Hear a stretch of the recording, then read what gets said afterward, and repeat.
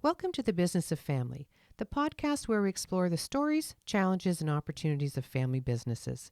I'm your host, Tammy Buss, and I'm a family business survivor, and I'm also a family business advisor.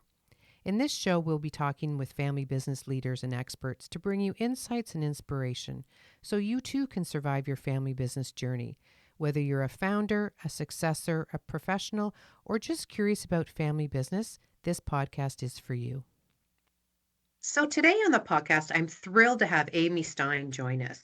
For over 20 years, Amy was a key member of her family's fourth generation business, Henry's, Canada's largest independent imaging retailer, founded by her great-grandfather in 1909. She gained a unique perspective working across the business at every level, from entry level to executive to board to shareholder, and has worn many hats and sometimes in the same meeting, which we can all relate to. Her lived experience as an employee, family member, and board member has given her a deep personal understanding of the complexities families face beyond the financials. Using her entrepreneurial spirit, Amy has launched new business units and product categories that are consistent with the changing consumer demographics. Henry's was owned and operated by the Stein family for 114 years until it was acquired in June 2023. Amy is also the executive director of the Pixel Foundation, which is formerly Henry's Foundation, a Canadian registered charity and private foundation championing the use of creativity arts, technology, and innovation to support and improve mental health and eliminate the stigma of mental health through storytelling and content creation. She's passionate about working with multi-generational families to build their social capital and shape their approach to philanthropy by creating purpose-driven strategies for causes they care deeply about and turning their plans into actions. Amy's holistic approach to business and philanthropy incorporates her strong background in strategy, governance, and operations by finding creative solutions to complex problems. Welcome, Amy. Thank you. I tell you, for all the things that you've accomplished over your lifetime, I mean, we could have spent the whole 25 minutes just listing everything out. It's amazing. But let's go back and start at the beginning. Tell me about Henry's. It's been a business for family business for four generations. Tell me a little bit about the history. Sure. So just a little bit about the background of Henry. So it was started in 1909 by my great-grandfather, his name is Harry Stein. So there actually never was a Henry. And it's, everybody always says, "Oh, can I speak to Henry?" when they call the store. I'm like, "Well, can I have a discount? I know Henry." I'm like, "I'm sure you're very good friends with Henry." Yeah. Henry has a lot of friends. The only Henry actually is my dog right now, who is also named Henry, but he is the only Henry. So the store actually started out as a jewelry repair. So my great-grandfather was a gemologist, and he worked on the Siberian Railway in Siberia, in Russia. So I don't know that he has, fond memories of that, and came over to Canada probably, we think about 1908 or so, and opened up what was to become Henry and Company. And my great-grandparents lived above the store, and the strategy was put food on the table. Yeah, as most family businesses start out, right? First generation. And I think that continued for a few generations, actually. So we took that a little bit further, but really he was a watch repair and jewelry repair. And it moved around Toronto. And I think it was the late 50s. It turned into a pawnbroker in the middle, and was really whatever sold was the strategy. I don't think there were any big strategic visions of, and boardroom meetings there. I think it was great. We'll sell that and we can make a profit on it. That's great. So we did that. And then I think in the late 50s, early 60s, they sold 4 rolls of Kodak film and they sold out in a day. So they bought 4 more. By the mid 60s, it was all cameras. And the camera industry then, of course, also was changing as well. But the fact that, obviously those 4 rolls of Kodak film, that was big. So then when did that transition? How did that get to the next generation? So the next generation then, so by the 50s, I think by the 40s actually, would have been my grandparents. So Jerry and Adele Stein, which is my dad's parents, they ran the business, and my grandfather was in the front, and my grandmother, she ran everything in the back, and you did not argue with her. Like she said it was this, it was this. Even if you were right, it still didn't matter. I get she was tough. She was 4'10" and she was tough. And then I think in the My dad, who would have been third generation, Andy, I believe he bought it with a few partners in the early 70s. No, the business was never just passed down from one to the next. It was always purchased. Okay. I was going to say, like, And where did the other siblings come into play? But it went from so, one generation to the next by purchase only. yes, yeah. And so my dad actually he has two sisters. One is older, one's younger. My dad's younger sister, her husband actually was a photographer. He was at Toronto Metropolitan University. And so he became one of the partners. And he also became our VP of sales years later as well. Yeah, so there's a big sort of history there. There were about 5 partners then. And I think my great uncle was also a partner as well, and a few others. And then in 1982, actually, we filed for creditor protection and we went bankrupt. And that was actually when that was when the recession hit, and interest rates went through the roof. And that obviously really affected us. And I still remember that as a kid. But my parents ended up buying the business back. They remortgaged the house, sold a few things, and my dad threw in his old car with the air conditioning that wasn't working. So it's a good thing it was February. And they bought the store back. So after that, it was just my immediate family. So my mom and dad and my sister and I, Jill. After Okay. that, yeah. So And then did your sister and you both work in the business? How did you get involved in the business? So I think we were always there from like as we were like little kids. It was just a part of who we were, and it was part of our identity. And we had a car in the driveway that said Henry's on it, so that's an old Volvo wagon. But I think it was a family business, so it was like even if we weren't working in the business, if we were younger, we were there for any of the staff events, staff picnics in the summer, all of that kind of stuff. We were always there, and it was just expected that everybody else brought their family too.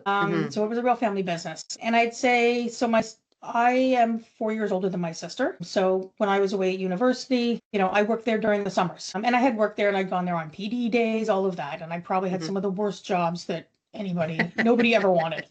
That's kind of how I got most of my jobs. But I would say out of school and after I finished my MBA, actually, I had another job at the LCBO and decided that I really didn't like that, working in their head office. So after about 4 months, I decided that I was going to go back to Henry's and actually work full time. They needed people. And my background was marketing. And I think I could make way more of a difference there than I could at the LCBO. That's amazing. Yeah. It's amazing. So what was you take this business that was 114 years. What led to the decision to sell? I think there were a number of decisions, I think that sort of led to that and sort of leading up to that. Just to back up, I think so I was in the business for about almost 25 years. Full time. My sister, she came obviously along a little bit later. In 2015, she became CEO, and I stayed on as an executive team member. But I think at that point, we had come through. There had been so many changes in the industry. So you go from cell phones to cameras, and that part hit us later. The cell phone piece that hit us later. So at least we could see it coming, and we had always made changes along the way. Even with digital, e-com, everything, we were always first. And I think, between, the industry changing and COVID and, regulation, all of these things, I think, when we were approached, I think we figured this was the right time. We are already 4th generation. We made it this far, which I know a lot of family businesses don't. Oh, no, they don't. No, we are still talking to each other. Small percentage, like 4% actually make it to Gen 4, 3 and beyond, actually. Yeah. Yeah. And and our kids they're still young. Like my kids are 13 and 16 years old. So it was going to be a while if they decide that they were going to be in the business. And there was we're not pressuring them to do any of that. I mean, they were still young. So. Right. Yeah. Right. And so you and your sister felt that you didn't want to keep it. Now, should back up a bit. Did you buy the business from your parents, or were they still owners at the time of the sale? They were part owners at the time. Yeah. And so was that a family decision to sell? Yes. Yeah, it was. Yeah. And I think just because it was a massive decision to make. So after 114 years, and if you do that, we had 300 employees at the time. At our height, we were about 500 employees. We were about 300 then. This is after COVID. And you know what? Making sure that they were taken care of was really important to us. Mm-hmm. He didn't want somebody to come in and sort of rip the business apart, Mm-hmm. because that's not who we were, and we didn't want to do that to our employees. Like Mm-hmm. they were very important to us and their well-being. And what was part of that conversation? Because I know that, a lot of it comes down to values and it's not always about the Mhm. dollar. So, when the offer came in, what was that conversation like at the family dinner table? I think it was really awkward. I Yeah, think yeah. I'd say it was not a comfortable conversation. It was, I think when the offer came in to say, great, here it is, this is what we'd like to do. We obviously went back and said, like, we want to make sure that employees are taken care of, and these are sort of our non-negotiables to make sure that it is what we think it's going to be. We know that, a year or two later, they're going to make changes, but at least from the onset, is we can control what we can control and sort of give them our wishes and make sure that people knew they were taken care of. But I think, yeah, that conversation was very awkward. It was, we were sitting at the table deciding and looking at this offer. I mean, you've also got, your executive team around you too. Mm-hmm. They're really the ones who are really delving into this offer and making sure all the numbers work, everything is what it says it is. And it really makes sense for the business going forward. And we wanted to make sure that the legacy continues. Mm-hmm. It may not be, the Stein family running it, but it's to the customers, it's still the same store, and our name is still associated with it. Right, So right. So, yeah, and I want to talk about, what happens after the sale, because that's a yes, big issue, what happens after the sale. But yeah. I want to go back to the foundation. So the foundation, actually, we launched on March 12th of 2020. So I would say that we had 3 really good days before the world shut down. Mm-hmm. Yeah. And that was, I was in the business for about 20 years before that. And then decided that I think I had done all that I could do at Henry's. But I wanted to stay. But I wanted to do something else, and then something that was sort of mine, Mm-hmm. I guess. And, for me, it was the charitable piece. And my background was also in sports marketing and sponsorships, and that's the stuff that I really loved also. And I would always handle our donations and sponsorships as well. But we didn't have a charitable giving strategy. So that is sort of to make a very long story short, that's one of the reasons why we created the foundation. And part of that, creating the foundation, was to say that we are here for the long term. Mm-hmm. This is not a marketing budget. It's not a fly by night to say, great, we're going to support mental health today and we're going to do something else next week. And so Yeah, that's important, right? yeah, we wanted to make a statement to say that no, that this is real and we are 100% behind this. And that's really what it was. So, and I think that was something that was very important to our employees, because when we announced it, that I was transitioning over to what was to become the foundation, I had employees that I'd worked with for 10 or 20 years come up to me and tell me their stories. And I had no Nice. idea. Mm-hmm. Mm-hmm. So, which was, I mean, it was nice to hear that they supported that. But I'd say, yeah, the foundation going forward, sort of through COVID, was one thing. I always say, if you want a challenge, it's starting a new foundation in a non-essential retail environment in the middle of a pandemic. Yeah, yeah, So yeah. if you want to So, swim upstream, that's the way to do it. yeah, no kidding. Yeah. So the foundation was developed or started, created in 2020, and Mhm. then the family business was sold in 2023. Yes. Now, did that change at all because it was Henry's foundation and then it changed to Mhm. Pixel? So tell me about Yes. that transition. Sure. So part of the sale, obviously, was that the foundation was not part of the sale. Nobody buys them. Yeah. So because the foundation obviously is also a registered charity and private foundation, it's legally separate Mhm. from the company as well. So there's a different board of directors. Everything is separate, even though obviously we shared a name. But we had agreements between the two entities that I could use the name, I could use the Henry's social media channels to get the messages out. There were some perks to that. Mhm. And a Mhm. built-in audience that helped me grow the Henry's Foundation that way. When we were purchased by private equity, because they had bought the Henry's name and not the foundation, at that point, I could no longer I didn't have permission to use the name anymore. The foundation actually owned all of the research, the branding, case support, everything that we had done to that point to June of 2023, we owned. And it was too much. I'm like, I'm not we've worked way too hard. We've gone through way too much. Not giving this up. I refuse. So, and there was no reason to close it. So, and we were really starting to get noticed, which is great. And so we decided, look, we're just going to change the name. And we basically chose something actually that, it's, if you look at the website, it's exactly the same foundation. Same branding, everything, same colors. It looks exactly the same as before. It's just the Pixel Foundation. And that Pixel Foundation fits in the logo perfectly. It's the right amount of letters. Perfect. Now, is your family involved in the foundation still? Yeah, so my parents are involved in the foundation, but more just on the sort of a board of directors side. And yeah, so I mean, for the most part, it's sort of, I sort of tell them this, hey, this is what we're going to do. And we talk about it's a little bit more, probably more informal now than it was. But that's kind of the way it is right now.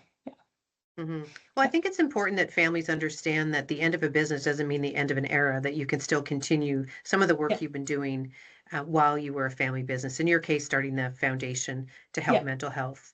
Because that was a passion. And we talk about that a lot, that you don't have to be involved in the day-to-day operations of the operating company, that philanthropy is a big part of, a lot of families, and having more structure around it is, very important.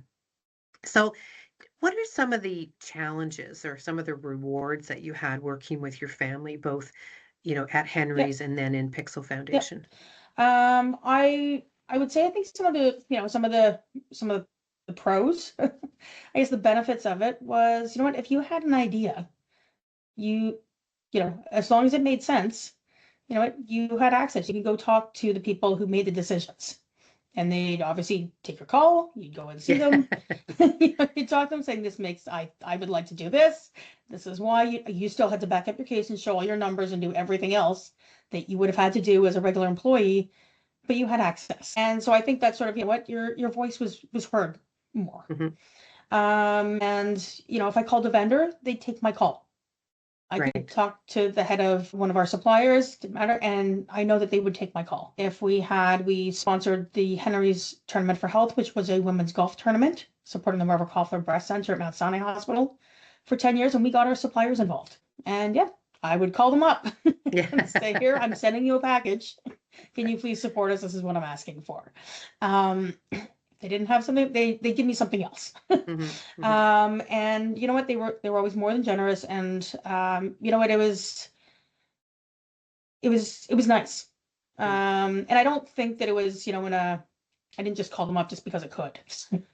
It was, you called them up because there was something going on, or you wanted to invite them to something. But I would always go to these meetings, or I would go on a buying trip with Andy to New York, and I would learn how he negotiated in the back in the warehouses. And essentially, the dirtier the box, the better the deal.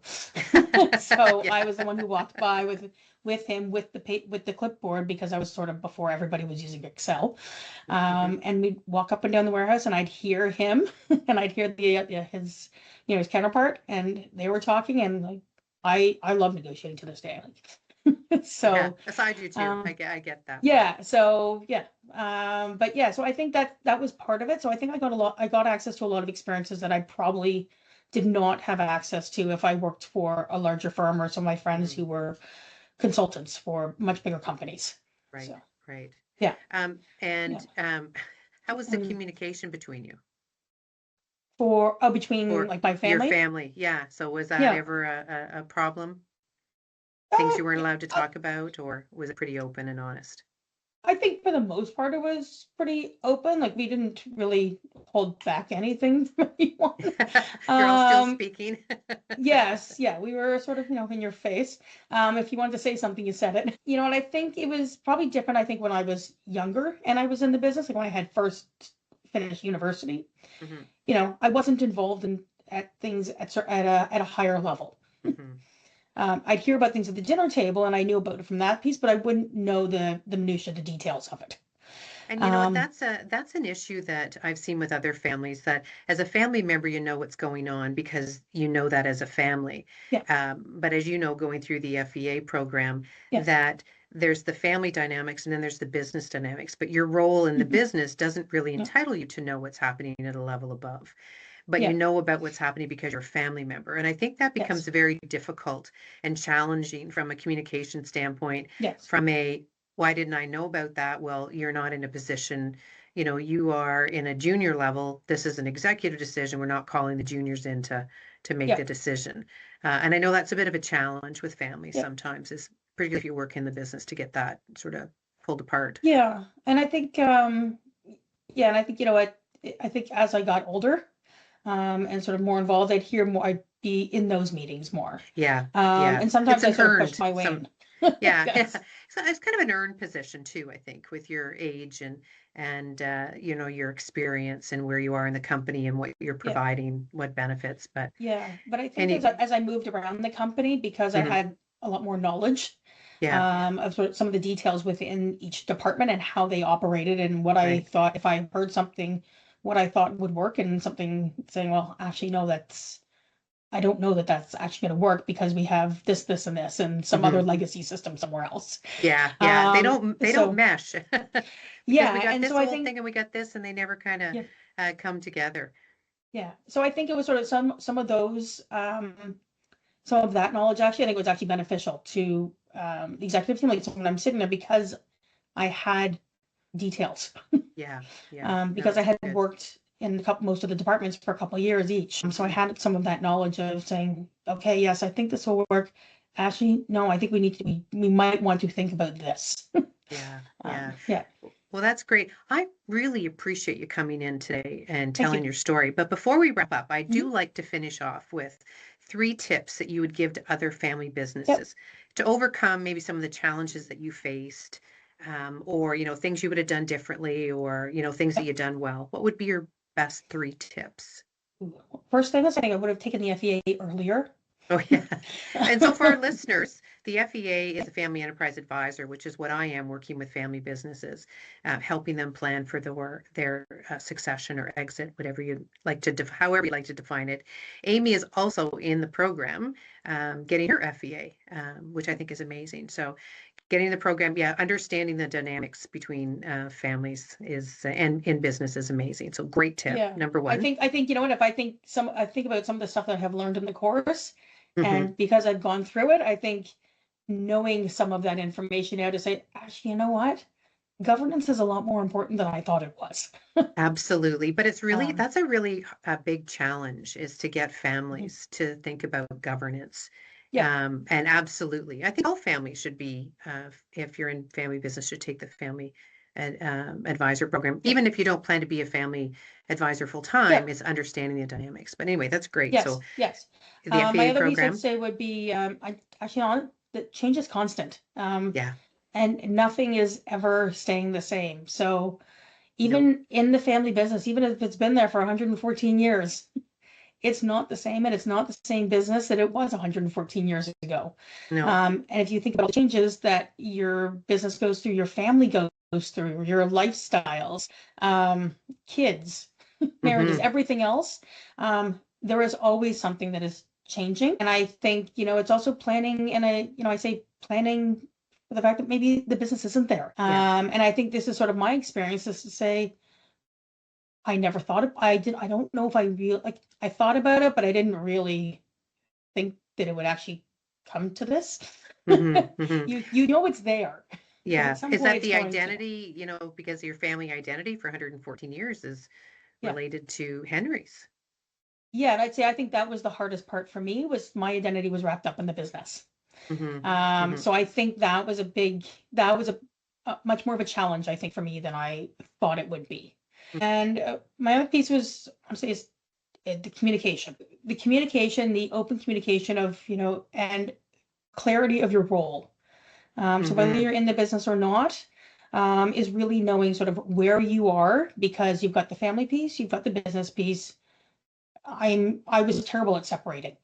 Absolutely. And Um, most families so are. I mean, yeah, it's so ingrained, right? There's really no, defined, uh, you know, roadmap on how you pull them apart.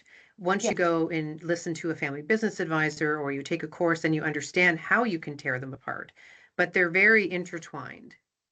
Yes. And I think, you know what, I think for me, I always wanted sort of the clarity piece of, Hmm. okay, here's my role in the business. Okay, what what does that actually mean? Hmm. There's what is that role as an employee, but as a family member and an owner and operator, Yeah, what yeah. does that actually mean? But I'd say, Well, yeah, I think the lines of communication I think are incredibly important.